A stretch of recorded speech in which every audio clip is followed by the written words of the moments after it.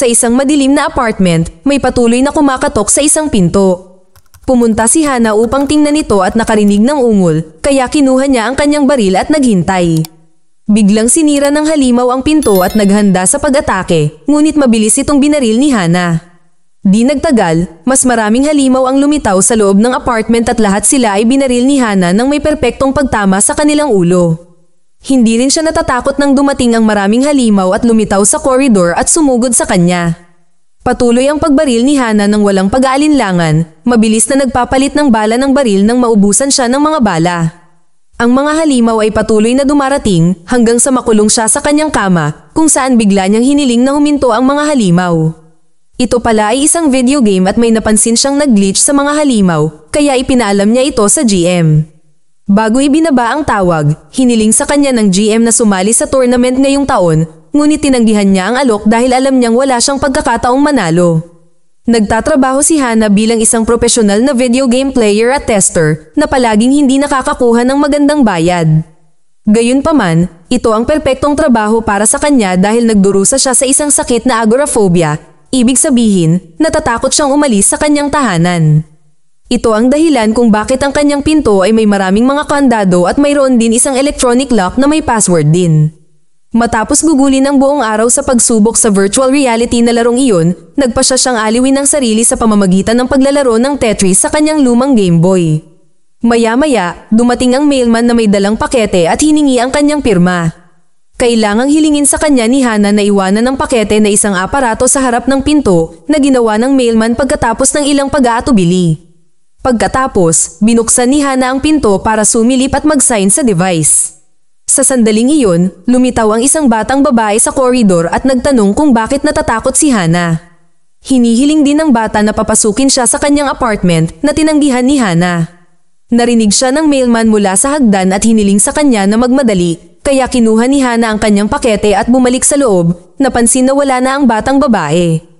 Ang pakikipag-ugnayan ay nagdulot sa kanyang pagkabalisa kaya't nilock ni Hana ang pinto ng mabilis hanggat maaari bago pa man siya mabaliw. Nang bumuti na ang pakiramdam niya, tumawag si Hana sa isang kaibigan para sabihin sa kanya na nakakuha siya ng maagang access sa pinakabagong controller sa paglalaro at inimbitahan siyang maglaro. Habang naghihintay, nag-ehersisyo si Hana para mapanatiling maayos ang kanyang katawan dahil hindi siya nakakalabas. Sa kalaunan, dumating ang kanyang kaibigan at alam niyang kailangan niyang i-text si Hana sa halip na kumatok. Binuksan ni Hana ang pinto at nagtago. Pinayagan si Jen na pumasok at isara ang pinto nang hindi nag-trigger ang panic attack niya. Matapos ihulog ni Jen ang mga bag na may mga groceries na binili niya para kay Hana, sabay nilang binuksan ang package at nakakita ng kakaibang headband na may pangalang Omnia, ngunit walang mga tagubilin. Sa sandaling pinindot ni Hana ang button, automatikong kumukonekta ang device sa kanyang computer at binuksan ang software nito. Nag-login si Hana gamit ang numero ng device at isang boses ng AI ang bumungad sa kanya sa Omnia na humihiling sa kanya na ilagay ang headband sa kanyang ulo. Sa sandaling gawin niyon ni Hana, ipinaliwanag ng AI na ang device na ito ay kayang magbasa, magsukat, at mag-decode ng mga pattern ng katangian sa kanyang utak. Ang mga larawang nakikita niya sa screen ay isang real-time na pag-record ng kanyang aktibidad sa utak at maaari nitong kontrolin ng anumang iba pang device o software, kaya pagdating sa paglalaro, ang oras ng kanyang reaksyon ay mababawasan sa 0. Una, kailangan nilang i-calibrate ito, kaya nagsimulang magtrabaho si Hana sa mga pagsasanay habang nagluluto si Jen ng isang bungkos ng mga pagkain na magpapakain kay Hana sa loob ng ilang araw. Ang unang ehersisyo ay tungkol sa pag-type, kaya kailangang pindutin ni Hana ang titik na lalabas sa screen. Nagsisimula siya sa pamamagitan ng normal na paggamit ng kanyang mga daliri, ngunit sa kalaunan, nalaman ng makina kung paano siya nag-iisip at hindi na kailangan ng mga button. Ngayon ay makakapag-type na si Hana ng mga salita sa screen sa pamamagitan lamang ng pag-iisip sa mga ito. Masyadong nahumaling si Hana dito kaya hindi na niya ginalaw ang pagkain. Sa sandaling iyon, ang may-ari ng bahay ay kumatok sa pinto at humingi ng bayad para sa upa, kaya kailangan sabihin sa kanya ni Jen na umalis dahil hindi man lang naririnig ni Hana ang katok. Pagkatapos, inanunsyo ni Jen na dapat siyang umalis at sa wakas ay umalis si Hana sa upuan upang pumunta sa pinto, ngunit ang ehersisyo sa screen ay patuloy pa rin sa pagtapos nito. Kapag lumipat ang computer sa pangalawang ehersisyo, biglang nawala ang kuryente ng ilang segundo bago bumalik sa normal. Bumalik si Hana sa pagkakalibrate na sa pagkakataong ito ay hinihiling sa kanya na gamitin ang mouse. Sa susunod na ilang oras, walang ginawa si Hana kundi magtrabaho sa pag-calibrate ng device na nagsisimulang humiling na subukan ng iba pang bagay tulad ng headphone at mikropono. Sa tuwing inaantok siya, umiinom siya ng energy drink para manatiling gising. Nagiging sanhi ito ng AI upang ituro na ang kanyang oras ng reaksyon ay bumagal at sinasabi sa kanya na magpahinga. Natulog si Hana, ngunit patuloy na binabasa ng device ang mga pattern sa utak niya at nagsimulang tumugtog ang mga speaker ng may maraming static na ingay sa apartment. Isang kakaibang pangitain ng kamay ng isang bata at isang ibon sa isang hawla ang bumabagabag sa mga panaginip ni Hana. Nang magising si Hana, natakot siya nang matuklasan niyang dumudugo ang kanyang bunganga. Habang nakatitig siya sa salamin, ang maliit na batang babae mula kahapon ay kumatok sa kanyang pinto at hiniling na makipaglaro sa kanya dahil walang ibang mga bata sa gusali. Ipinaliwanag ni Hana na hindi niya kayang lumabas at nagbahagi ng mga kwento ng kanyang pagkabata. Noong bata pa siya, hindi siya pinapalabas ng kanyang ina kaya kailangan niyang matutong maglaro ng mag-isa. Ito ang dahilan kung bakit naging fan siya ng mga video game at na-addict sa Tetris. Inalok niyang ipahiram ang Tetris sa babae, ngunit hindi na siya sumasagot. Ang pag-uusap ay naging dahilan upang maalala ni Hana ang nakaraan, kaya naghanap siya ng isang lumang kahon sa kanyang aparador at nagsimulang tumingin sa mga larawan ng kanyang pagkabata, umiiyak habang naaalala niyang nakikipaglaro siya sa kanyang ama sa ulan. Nasa kanya pa rin ang bola noong mga araw na iyon at nang bumisita muli si Jen, ginamit nila ito bilang bahagi ng pagkakalibrate ng device dahil ang susunod na ehersisyo ay tungkol sa mga reflexes at depth perception. Nainis si Jen at inihagis ang bola sa kama habang binabanggit ni Hana ang musika, dahilan upang tumugtog ang device ng ilang kanta sa mga speaker. Ang mga babae pagkatapos ay nagsaya sa pagsasayaw ng magkasama. Makalipas ang ilang sandali, ang susunod na ehersisyo ay humihingi ng sakit. Tumanggi si Jen na tumulong at umalis. Gamit ang isang tool, si Hana mismo ang gumawa nito. Sa kabutihang palad, sapat na ang isang maliit na linya at sa wakas ay natapos na ang proseso ng pagkakalibrate. Ipinaliwanag ng AI na patuloy na matututo ang device kapag mas ginagamit ito ni Hana. Pagkatapos, inaalagaan ni Hana ang kanyang sugat at sa wakas ay kumain ng pagkain bago kumuha ng isang bungkos ng mga lata ng energy drink at bumalik sa computer. Nagsisimula siyang maglaro ng normal ngunit hindi nagtagal ay huminto siya sa paggamit ng kanyang mga kamay na kinokontrol ang lahat gamit ang kanyang isip lamang salamat sa device. Tulad ng ipinangako, ang kanyang oras ng reaksyon ay walang pagkakamali at madali siyang nanalo sa bawat laban. Samantala, sa kanyang silid, gumagalaw ang mga bedsheet at isang misteryosong kamay ang humawak sa bola. Nakarinig si Hana ng ingay at tumingin, ngunit wala siyang nakita doon. Nagpatuloy siya sa paglalaro ng ilang oras at sa wakas ay nagpa siya na pumasok sa paligsahan gamit ang isang palayaw. Sa sandaling iyon, lumitaw ang bola sa sahig sa likuran niya at nang kukunin na niya ito, nagulat siya nang may biglang kumatok sa pinto. Ito ay ang may-ari na humihingi muli ng pera para sa upa. Habang nagpupunta si Hana para humingi ng karagdagang oras sa kanya, lumutang ang bola at nag-glitch hanggang sa mawala ito. Sinabi ng may-ari ng bahay na ipinangako ni Jen ang pera maraming araw na ang nakalipas habang iniisip ni Hana na kahapon lang iyon na nagpapaunawa sa kanya na lumipas na pala ang ilang araw. Nangako si Hana na darating ang pera sa susunod na linggo at nagtanong tungkol sa isang batang babae na nakatira sa gusali, ngunit wala na ang may-ari. Pagkatapos, bumalik si Hana sa sala at natuklasan na nawala na ang bola. Maya-maya, dumaan si Hana sa kanyang exercise routine, hindi napansin ang kakaibang multo na lumilitaw sa kanyang silid. Sa susunod na pag-shower niya, mas lalong dumugo ang bibig niya at biglang naging halimaw ang mukha niya sa salamin, pero bangungot lang pala ito. Habang sinusubukan niyang pakalmayan ang sarili, muling lumitaw ang bola sa sala. Habang napapansin niya ito, ang kakaibang multo ay lumitaw sa kanyang likuran at muli, hindi niya nakita ito. Dahil sa pag-aalala, inactivate ni Hana ang kanyang telepono gamit ang kanyang isip at tinawagan si Jen, hinihiling sa kanya na pumunta at humingi ng tawad sa kanyang inasal. Pagkatapos, isinuot ni Hana ang kanyang VR headset at iwinagayway ang kanyang kamay sa ibabaw ng bola, dahilan upang mawala ito. Ang paggawa ng pareho ay ibinabalik ito at kahit na binago ito sa isang ibon na kanyang pinulot. Lumipad ang maliit na ibon bago bumalik sa sahig at muling naging bola. Nang sa wakas ay dumating si Jen, si Hana ay gumagawa ng ilang trabaho sa kanyang computer upang pabilisin ito. Nais niya ang hardware na makakasabay sa kanyang bagong bilis sa paglalaro at manalo sa paligsahan, lalo na't ang premyo ay $250,000 na dolyar. Kinumbinsi din ni Hana si Jen na tumaya ng pera sa kanya dahil ang kanyang panalo ay medyo garantisado. Makalipas ang 6 na oras, sa wakas ay magsisimula na ang paligsahan at winasak ni Hana ang bawat kalaban ng hindi man lang pinagpapawisan, na naging dahilan upang manalo si Jen ng maraming pera. Biglang may nag-appear sa screen at nang tingnang mabuti ito ni Hana, may kamay na lumabas sa screen at sinubukang hawakan siya, kaya agad na lumayo si Hana.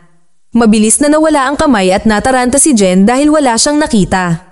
Sa sobrang pagkabalisa, hiniling ni Hana kay Jen na siya ang maglaro para sa kanya habang siya ay nagpapahinga. Matapos tanggalin ang headband, pumasok siya sa banyo at uminom ng gamot para pigilan ang isang paparating na panic attack. Sa sandaling iyon, naramdaman niya ang pangangati ng kanyang braso at tiningnan ang ilalim ng kanyang band-aid upang matuklasan ng isang simpleng hiwa ay naging isang masamang sugat. Habang umiiyak si Hana, ipinaliwanag ni Jen na hindi siya nanalo sa laban, ngunit pumasa pa rin si Hana sa susunod na round. Pinaalalahanan din niya si Hana na lagi siyang nandyan para sa kanya, ngunit nananatiling tahimik si Hana. Sa sandaling lumabas si Hana, naglaro sila ng mga retro video game at ibinahagi niya ang kwento ng maliit na batang babae na nakita ni Jen na kakaiba dahil wala siyang kakilala ng mga bata sa gusali. Tapos umamin si Hana, agoraphobic din ang nanay niya, kaya nasa jeans na niya ito. Masama ang pakiramdam niya sa pagiging katulad ng kanyang ina at nag-aalok si Jen na tulungan siyang umalis ng silid, ngunit hindi ito sinubukan ni Hana. Matapos makatulog si Jen, ginulo ni Hana ang sarili sa pamamagitan ng paglalaro ng Tetris, hindi napapansin ang paraan ng paghiwa-hiwalay ng mga dingding at bagay sa kanyang apartment sa mga cube na lumulutang sa kanyang paligid. Kinaumagahan, napansin ni Jen na mukhang pagod si Hana at hindi rin sigurado si Hana kung nakatulog ba siya o hindi. Pagkaalis ni Jen para magtrabaho, nakarinig si Hana ng ilang taong nagsasalita at may nakita siyang anino sa labas ng pinto. Biglang nagsalita ang batang babae at sinabi ni Hana sa kanya na papahiramin siya ng laro, ngunit nang lumingon siya, natuklasan niyang nakabukas ang pinto. Sa sobrang takot, inipon ni Hana ang kanyang lakas at naglakas loob na lumabas ng koridor nang marinig niya ang pagtawa ng bata. Nag-aalinlangan siyang humakbang muli nang marinig niya ang pagsara ng kanyang pinto sa likuran niya. Kaya desperado siyang tumakbo pabalik at sinubukang buksan ito. Kahit papaano ay nakalock ito at dapat gamitin ni Hana ang kanyang susi, ngunit nakalock din ang security chain. Sa sandaling iyon, ang mga ilaw ay nagsimulang kumutitap at ang multo ay lumitaw sa koridor na sumisigaw. Patuloy na hinahampas ng takot na Hana ang pinto hanggang sa tuluyan na siyang makapasok sa loob at mabilis na isinara itong muli bago pa siya mabaliw. Pagkatapos huminahon, tinawagan niya ang kumpanya ng Omnia upang malaman kung may iba pang mga tester na nagkaroon ng mga side effect, ngunit sinabi nila sa kanya na kung maayos ang diagnosis noong pinatakbo niya ito, hindi ito kasalanan ng device. Nag-alok pa rin sila na bawiin ito para sa pagkumpuni, gayunpaman, kailangan ni Hana na manalo sa paligsahan at nagpa siya na panatilihin ito. Pagkatapos, nagpatuloy sa paglalaro si Hana at umabot sa nangungunang 3 sa rangkang ng paligsahan. Pagkatapos ng laban, pagod na pagod siya kaya nakatulog siya sa upuan niya at nahulog ang bola sa kamay niya. Biglang nag-shutdown ang computer at napalitan ng dilim ang apartment. Nagising si Hana at tumingin sa paligid, nakitang walang laman ang kanyang silid. Gayunpaman kapag lumingon siya, lumitaw ang maliit na batang babae at nagsasabing, "Lagi kaming nandito." Sa sandaling iyon, nagsimulang palibutan ng multo ang babae at muling sumigaw na naging sanhi ng pagyanig sa buong silid. Tinakpan ni Hana ang kanyang mga tenga sa sakit at ang ingay ay nagsimulang magpalutang sa kanya na nahulog lamang siya pagkatapos ng ilang segundo. Nakaon na naman ang computer at parehong nawala ang babae at ang multo. Makalipas ang ilang sandali, dumating si Jen upang panoorin si Hana na manalo sa huling round at maging kampyon sa tournament. Napagod si Hana at muling nakatulog sa upuan, ngunit may oras pa siyang yakapin si Jen at ipagdiwang ang kanyang tagumpay. Nagkaroon siya ng isang pangitain ng isang screwdriver na may bahid ng dugo upang magising at mapagtanto na ito ay isang panaginip. Hindi alam kung anong mga bahagi ang totoo o hindi. Tinawag ni Hana ang pangalan ni Jen, ngunit hindi ito tumutugon. Pagkatapos, tumingin siya sa screen at kinumpirma na nanalo siya sa paligsahan. Bigla niyang narinig ang ingay ng kanyang shower na umaandar, kaya dali-dali siyang pumunta sa banyo nang makitang walang laman ito. Matapos patayin ang shower, nangangati na naman ang braso niya. Sinubukan ni Hana na tawagan si Jen at narinig ang ringtone sa kanyang apartment dahil naiwan ni Jen ang telepono doon.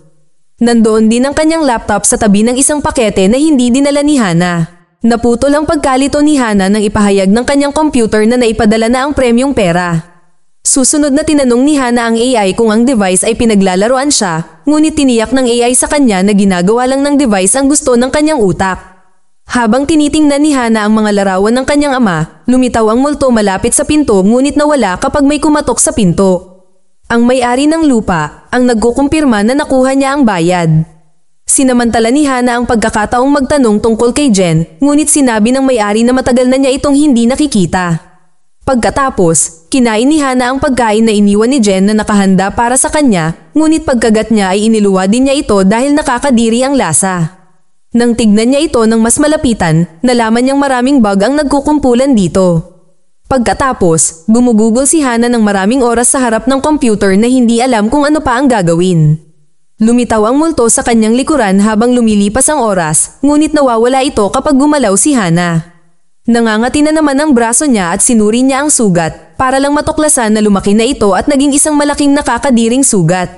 Sa wakas, nagpa siya si Hana na panatilihing abala ang sarili sa pamamagitan ng paglalaro ng bola habang pinag-uusapan ng huling taon na kasama niya ang kanyang ina. Hindi siya pinayagang lumabas, ngunit masaya siyang kasama siya sa lahat ng oras. Patuloy na tumatalbog ang bola sa dingding ngunit nang magkamali si Hana at ihagis ito sa silid, may nagbato nito pabalik sa kanya. Maya-maya, may dumating na bagong package at kinuha ito ni Hana nang hindi nag-aabala na pumirma. Sa loob, nakita niya ang tropeyo ng paligsahan. Pagkatapos, tiningnan niya ang pakete sa mesa at nakakita ng card na nagsasabing isuot mo ito kapag handa ka ng lumabas na nagmula kay Jen. Binuksan ni Hana ang kahon at natuklasan ang isang bagong pares ng sapatos. Habang isinusuot niya ang mga ito, nagsimulang tumunog ang telepono ni Jen na may tawag mula sa hindi kilalang numero ngunit hindi ito pinansin ni Hana. Biglang nagsimulang tumugtog ang mga speaker at ang mga bulong ng isang babae ay nagsimulang tumaas hanggang sa ito ay maging masakit sa pandinig. Sa sandaling iyon, lumitaw si Jen sa kanyang likuran at si Hana ay nagmamadaling yakapin siya habang inaalala ang pagdiriwang ng kanyang pagkapanalo na mabilis na pumasok sa kanyang isipan.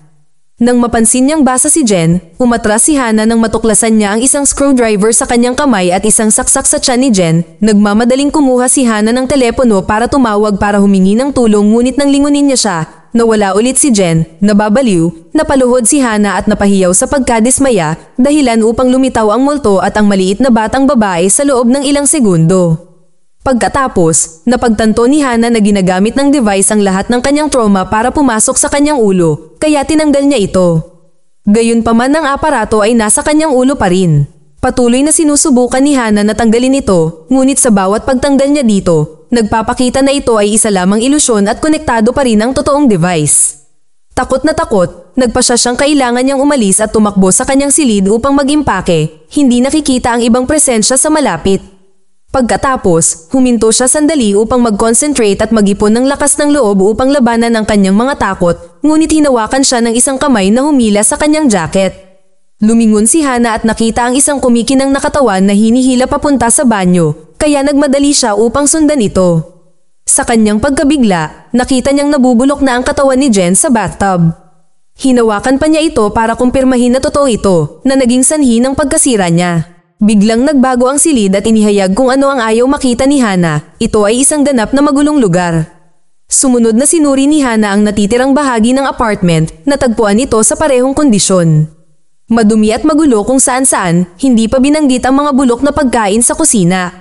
Napagtanto niya na lumipas na ang ilang linggo, hindi napapansin ang paglipas ng panahon.